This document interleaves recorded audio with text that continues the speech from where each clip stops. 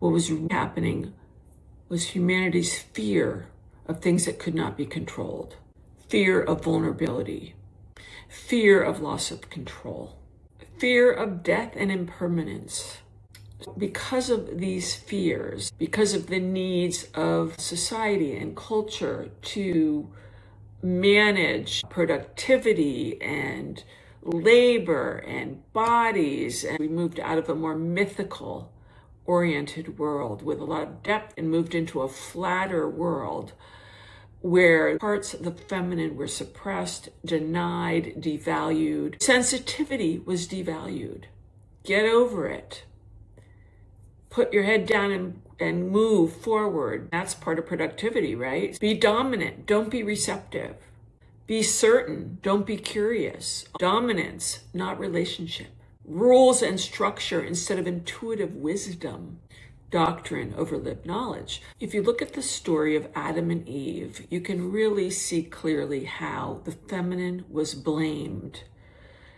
That we moved from a more egalitarian worldview to one where the feminine was not okay and was actually blamed for what was happening to humanity. We split spirit from body, heaven from earth, purity from sexuality. We struggle as humans. These are human struggles that cause the feminine to be devalued. Uncertainty, dependence, grief, not being in charge. So power got externalized instead of trusting internal power.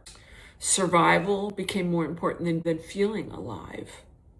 So for me personally, it's taken years and years to start seeing this clearly. And that's probably because I'm in an older generation than a lot of people watching this. You may have been exposed to these ideas. I had no exposure to these ideas when I was growing up, to the idea that the feminine was suppressed, that the things that I was good at, intuition, sensitivity, receptivity, were feminine qualities that weren't valued. I mean, I knew I hid them. I knew I was told my sensitivity was really, I was a crybaby.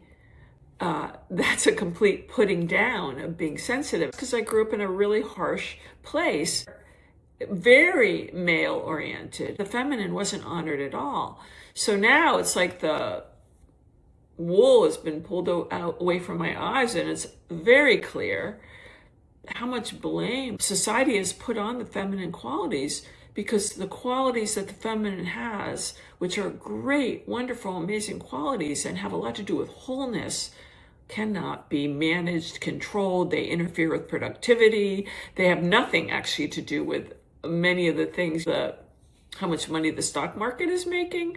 Nothing to do with the feminine qualities of intuition and sensitivity and receptivity and caring for others and the cycle of life and death. To get to that, you actually have to go to myths, feminine myths that show the process of initiation, because that is what the feminine did. It honored the growth cycle as a process.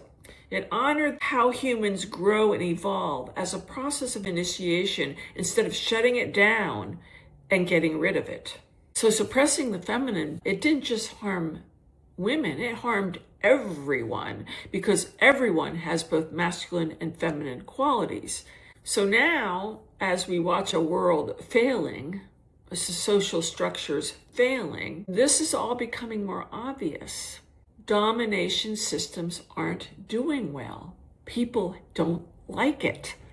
Being disembodied, disconnected from our nervous systems, our feelings, is unhealthy. It actually makes us sick. It makes us not able to have relationships because we're cut off. So the question is, can humans tolerate the feminine qualities without trying to control them? Will the feminine be taken out of the box and allowed to just be?